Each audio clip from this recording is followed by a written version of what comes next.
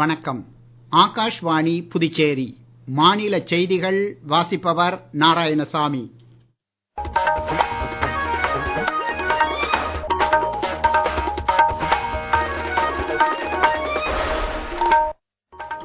தலைப்புச் செய்திகள். பிரதமர் திரு நரேந்திர மோடி கர்நாடக மாநிலம் பெங்களூருவில் 3 புதிய வந்தே பாரத் ரயில்களை கொடியசைத்து தொடக்கி வைத்தார். வீடுதோறும் மூவர்ண கொடியை ஏற்றும் இயக்கத்திற்கு சிறப்பான வரவேற்பு கிடைத்துள்ளதாக பிரதமர் திரு நரேந்திர மோடி மகிழ்ச்சி தெரிவித்துள்ளார். பிரதமர் திரு நரேந்திர மோடி நாளை புதுடில்லியில் நாடாளுமன்ற உறுப்பினர்களுக்காக புதிதாக கட்டப்பட்ட அடுக்குமாடி குடியிருப்புகளை திறந்து வைக்க உள்ளார். உக்ரைன் ரஷ்யா போரை முடிவுக்கு கொண்டுவர அமெரிக்க ரஷ்ய அதிபர்கள் வரும் 15ஆம் தேதி சந்திக்க இருப்பதை இந்தியா வரவேற்றுள்ளது. இனி விரிவான செய்திகள். பிரதமர் திரு நரேந்திர மோடி ஒருநாள் பயணமாக இன்று கர்நாடக மாநிலத்திற்கு சென்றுள்ளார். பெங்களூருவில் போக்குவரத்தை மேம்படுத்தும் வகையில் பல்வேறு திட்டங்களுக்கு அவர் அடிக்கல் நாட்டினார்.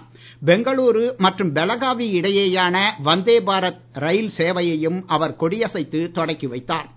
அமிர்தசரஸ் மற்றும் கத்ரா இடையேயான வந்தே பாரத் ரயில் சேவையையும் நாக்பூரிலிருந்து புனே வரையிலான மற்றொரு சேவையையும் அவர் காணொளி காட்சி வாயிலாக கொடியசைத்து தொடக்கி வைத்தார்.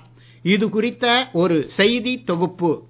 பிரதமர் திரு நரேந்திர மோடி KSR ரயில் நிலையத்திலிருந்து 3 வந்தே பாரத் ரயில்களை கொடியசைத்து தொடக்கி வைத்தார். இந்த ரயில்கள் மணப்பெண் போல மலர்களால் அலங்கரிக்கப்பட்டிருந்தன. நிகழ்ச்சியில் பிரதமர் அதிகாரிகள் மற்றும் பொதுமக்களிடம் கலந்துரையாடினார். வந்தே பாரத் மற்றும் மஞ்சள் வழித்தட மெட்ரோ ரயிலில் பயணிக்கும் பயணிகள் மற்றும் குழந்தைகளை அவர் சந்தித்து அம்சங்கள் மற்றும் சேவைகள் குறித்து கேட்டறிந்தார். மேலும் இந்தியாவில் தயாரிக்கப்பட்ட வந்தே பாரத் ரயில் குறித்தும் அவர் பேசினார். ரயில் நிலையங்களுக்கு அருகில் பிரதமரை வரவேற்க ஏராளமானோர் கூடியிருந்தனர். மொத்தம் 19 கிலோமீட்டர் நீளமுள்ள மஞ்சள் வழித்தட மெட்ரோ 7600 கோடி ரூபாய் செலவில் அமைக்கப்பட்டுள்ளது. இது ஓசூர் சாலையில் போக்குவரத்தை எளிதாக்கும் என எதிர்பார்க்கப்படுகிறது. பிரதமர் திரு நரேந்திர மோடியின் தலைமையின் கீழ் புதிய தலைமுறை ரயில்கள் அதிக அளவில் இயக்கப்படுவதாக மத்திய ரயில்வே அமைச்சர் திரு அஸ்வினி வைஷ்ணவ் தெரிவித்துள்ளார். தெலங்கானாவில் இருந்து பெங்களூருவிற்கு வந்தே பாரத் ரயில் இயக்க வேண்டும் என்ற கோரிக்கை இன்று நனவானதாக அவர் தெரிவித்தார். இது வடக்கு கர்நாடகாவிற்கு மிகச்சிறந்த ரயில் போக்குவரத்தை வழங்கும் என்றும் அவர் கூறியுள்ளார். வீடுதோறும் மூவர்ண கொடியை ஏற்றும் இயக்கத்திற்கு சிறப்பான வரவேற்பு கிடைத்துள்ளதாக பிரதமர் திரு நரேந்திர மோடி மகிழ்ச்சி தெரிவித்துள்ளார். இது தொடர்பாக சமூக வலைதளத்தில் கலாச்சார அமைச்சகத்தின் பகிர்வுகளுக்கு பதில் அளித்து பதிவிட்டுள்ள அவர், இது இந்திய மக்களை ஒன்றிணைக்கும் தேசபக்தி உணர்வையும் மூவர்ண கொடியின் மீதான அவர்களின் அசைக்க முடியாத பெருமிதத்தையும் பிரதிபலிப்பதாக கூறியுள்ளார். மூவர்ண கொடியுடன் மக்கள் தங்கள் புகைப்படங்களை தொடர்ந்து பகிர்ந்து கொள்ளும்படியும் அவர் கேட்டுக் கொண்டுள்ளார். நாட்டின் 79வது சுதந்திர தினத்தை முன்னிட்டு இன்று புதுடில்லியில் உள்ள தியாகராஜ் மைதானத்தில் நடைபெற்ற நிகழ்ச்சியில் திரங்கா ஓட்டத்தை டெல்லி கல்வி அமைச்சர் திரு ஆஷிஷ் சூட் கொடியசைத்து தொடக்கி வைத்தார். நிகழ்ச்சியில் செய்தியாளர்களிடம் பேசிய அவர், இந்த மராத்தான் போட்டியில் 7900 குழந்தைகள் தங்கள் கைகளில் மூவர்ண கொடியை ஏந்தி ஓட்டத்தில் பங்கேற்றதாக தெரிவித்தார்.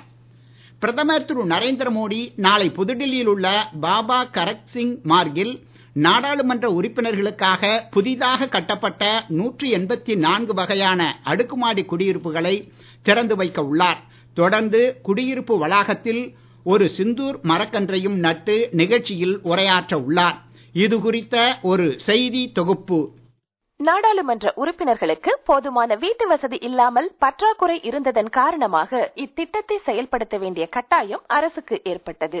எனினும் போதுமான நிலம் கிடைக்காததால் நில பயன்பாட்டை மேம்படுத்துவதையும் பராமரிப்பு செலவுகளை குறைப்பதற்கும் முக்கியத்துவம் அளித்து அடுக்குமாடி வீட்டு வசதி திட்டங்களுக்கு தொடர்ந்து முக்கியத்துவம் அளிக்கப்பட்டு வருகிறது. இந்த திட்டத்தில் ஒவ்வொரு குடியிருப்பும் சுமார் 5000 சதுர அடி பரப்பளவை கொண்டதாகும். இது குடியிருப்பு மற்றும் அதிகாரப்பூர்வ நிகழ்வுகளுக்கு போதுமான இடத்தை வழங்குவதாக பிரதமர் அலுவலகம் வெளியிட்டுள்ள ஒரு அறிக்கையில் தெரிவிக்கப்பட்டுள்ளது. வளாகத்தில் உள்ள அனைத்து கட்டிடங்களும் நவீன கட்டமைப்பு வசதிகளை கொண்டதாகும். கட்டிடத்தின் கட்டமைப்பு பூகம்பத்தை தாங்கும் வகையில் கட்டப்பட்டுள்ளது. மேலும் பாதுகாப்பை உறுதி செய்வதற்கான ஒரு பாதுகாப்பு அமைப்பும் செயல்படுத்தப்பட்டுள்ளது. பாதுகாப்புத்துறை அமைச்சர் திரு ராஜ்நாத் சிங் இன்று மத்திய பிரதேசத்தில் 1800 கோடி ரூபாய் மதிப்பிலான ரயில் பெட்டி உற்பத்தி தொழிற்சாலைக்கு அடிக்கல் நாட்டினார். பிரம்மா என்று அழைக்கப்படும் இந்த தொழிற்சாலை ரைசன் மாவட்டத்தின் உமாரியா கிராமத்தில் 50 ஹெக்டேர் நிலப்பரப்பில் அமைக்கப்பட்டுள்ளது. இது 5000க்கும் மேற்பட்ட மக்களுக்கு வேலை வாய்ப்பை வழங்கும் என எதிர்பார்க்கப்படுகிறது. இந்த பிரிவு வந்தே பாரத், அமிர்த பாரத் மற்றும் மெட்ரோ ரயில்களுக்கான ரயில் பெட்டிகளை தயாரிக்கும். இந்த நிகழ்ச்சியில் பேசிய அவர், இந்திய பாரம்பரியத்தில் படைப்பாளர்களின் பெயரால் இந்த பிரிவுக்கு பிரம்மா என பெயரிட்டுள்ளதாகவும், இந்தியாவில் உள்ள அதிக ரயில்களில் இங்கு தயாரிக்கப்படும் பெட்டிகள் பொருத்தப்படும் என்றும் தெரிவித்தார். நிகழ்ச்சியில் மத்திய ரயில்வே அமைச்சர் திரு அஸ்வினி வைஷ்ணவ் காணொளி காட்சி மூலம் பங்கேற்றார். மத்திய வேளாண் அமைச்சர் திரு சிவராஜ் சிங் சௌஹான் மற்றும் மத்திய பிரதேச முதலமைச்சர் திரு மோகன் யாதவ் உள்ளிட்டோரும் நிகழ்ச்சியில் பங்கேற்றனர். நீங்கள் கேட்டுக்கொண்டிருப்பது மாநில செய்திகள். நேயர்கள் ஆகாஷ்வாணி செய்திகளை உடனுக்குடன் தெரிந்து கொள்ள எமது புதுச்சேரி மண்டல செய்தி பிரிவின் சமூக ஊடகங்களான @airnews_புதுவை என்ற எக்ஸ் பக்கத்தையும், all India radio news Puducherry என்ற Facebook பக்கத்தையும், @RNU புதுச்சேரி என்ற யூடியூப் சேனலையும் அணுகலாம். செய்திகள் தொடர்கின்றன. நாட்டிலேயே முதன்முறையாக விலங்குகளின் ஸ்டெம் செல் மற்றும் உயிரி வங்கி ஆய்வகத்தை ஐதராபாத்தில் மத்திய அறிவியல் மற்றும் தொழில்நுட்பத்துறை இணையமைச்சர் டாக்டர் ஜிதேந்திர சிங் திறந்து வைத்தார். ஐதராபாத்தில் உள்ள விலங்கியல் தேசிய உயிரி தொழில்நுட்ப நிறுவனத்தில் சுமார் 20 கோடி ரூபாய் செலவில் உயிரி தொழில்நுட்பத்துறையால் அங்கீகரிக்கப்பட்ட புதிய விடுதி கட்டிடம் உள்ளிட்டவற்றிற்கும் அவர் அடிக்கல் நாட்டினார். 9300 சதுர அடி பரப்பளவில் சுமார் 2 கோடி ரூபாய் செலவில் உருவாக்கப்பட்டுள்ள உயிரி வங்கி கால்நடைகளுக்கான மருத்துவம், சிகிச்சைகள் போன்றவற்றில் கவனம் செலுத்தும் உயிரி தொழில்நுட்பத்துறையில் பிரதமர் திரு நரேந்திர மோடியின் எதிர்கால தொலைநோக்கு பார்வையையும் அவர் பாராட்டினார். உக்ரைன் ரஷ்யா போரை முடிவுக்கு கொண்டு வர அமெரிக்க ரஷ்ய அதிபர்கள் வரும் 15ஆம் தேதி சந்திக்க இருப்பதை இந்தியா வரவேற்றுள்ளது. இரு நாட்டு அதிபர்களும் வரும் 15ஆம் தேதி அலாஸ்காவில் சந்தித்து பேசுவது என முடிவெடுக்கப்பட்டிருப்பது குறித்து வெளியுறவுத்துறை அமைச்சகம் செய்தி வெளியிட்டுள்ளது. இந்த சந்திப்பு உக்ரைன் போரை முடிவுக்கு கொண்டு வரும் என்று நம்புவதாக அறிக்கையில் தெரிவிக்கப்பட்டுள்ளது. இரு நாடுகளும் எடுக்கும் முயற்சிகளுக்கு இந்தியா உறுதுணையாக இருக்கும் என்றும் தெரிவிக்கப்பட்டுள்ளது. இதற்கிடையே பிரதமர் திரு நரேந்திர மோடியை தொலைபேசி மூலம் தொடர்பு கொண்டு பேசிய ரஷ்ய அதிபர் திரு விளாடிமிர் புட்டின் அமெரிக்க அதிபருடன் தாம் நடத்திய உரையாடலை விளக்கினார். ரஷ்ய அதிபரின் இந்த உரையாடலுக்கு வெளியுறவுத்துறை நன்றி தெரிவித்துள்ளது. முப்படைகளுக்கு இடையிலான ஒருங்கிணைப்பு மற்றும் செயல்பாட்டு ஒற்றுமைக்கு ஆபரேஷன் சிந்தூர் ஒரு சான்று என முப்படை தளபதி ஜெனரல் அனில் சௌஹான் தெரிவித்துள்ளார். செகந்தராபாத்தில் உள்ள பாதுகாப்பு மேலாண்மை கல்லூரியில் இன்று உரையாற்றிய அவர் ஆயுதப்படைகளின் கூட்டு மற்றும் ஒருங்கிணைப்பு குறித்து பகிர்ந்து கொண்டார். தொழில்நுட்பம் சார்ந்த நவீன போரில் சிக்கலான மாற்றங்களை சமாளிக்க ராணுவத்தில் பின்பற்றப்படும் வியக்கத்தக்க மாற்றங்களை அவர் விளக்கினார். ஞாயிற்றுக்கிழமைகளில் சைக்கிள் ஓட்டும் முயற்சி ஃபிட் இந்தியா இயக்கத்தை நாட்டில் ஒரு பெரிய இயக்கமாக மாற்ற உதவி உள்ளது என்று மத்திய விளையாட்டு மற்றும் இளைஞர் விவகாரங்கள் துறை அமைச்சர் திரு மன்சுக் மாண்டவியா தெரிவித்துள்ளார்.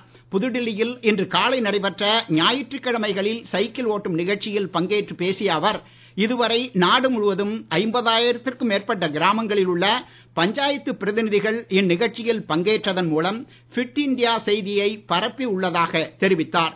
இது கிராமங்களை இந்த இயக்கத்துடன் இணைத்துள்ளதாகவும் அவர் கூறினார். இந்தியாவின் முன்னாள் குடியரசுத் தலைவர் வி கிரியின் பிறந்த தினம் இன்று கொண்டாடப்படுகிறது. இதனையொட்டி குடியரசுத் தலைவர் மாளிகையில் அமைந்துள்ள அவரது திருவுருவ படத்திற்கு குடியரசுத் தலைவர் திருமதி திரௌபதி முர்மு மலரஞ்சலி செலுத்தினார். வி கிரி இந்தியாவின் 4வது குடியரசுத் தலைவராக பதவி வகித்தவர். வளிமண்டல மேலடுக்கு சுழற்சி காரணமாக தமிழகத்தின் ஒரு சில இடங்களிலும் புதுவை மற்றும் காரைக்கால் பகுதிகளிலும் அடுத்த 24 மணி நேரத்திற்கு இடிமின்னலுடன் கூடிய லேசானது முதல் மிதமான மழை பெய்யக்கூடும் என்று சென்னை வானிலை ஆய்வு மையம் தெரிவித்துள்ளது. ராணிப்பேட்டை, திருவண்ணாமலை, கள்ளக்குறிச்சி, பெரம்பலூர், கடலூர், அரியலூர் மற்றும் சிவகங்கை மாவட்டங்களில் ஓரிரு இடங்களில் கனமழை பெய்ய வாய்ப்புகள் உள்ளதாகவும் வானிலை ஆய்வு மையம் தெரிவித்துள்ளது.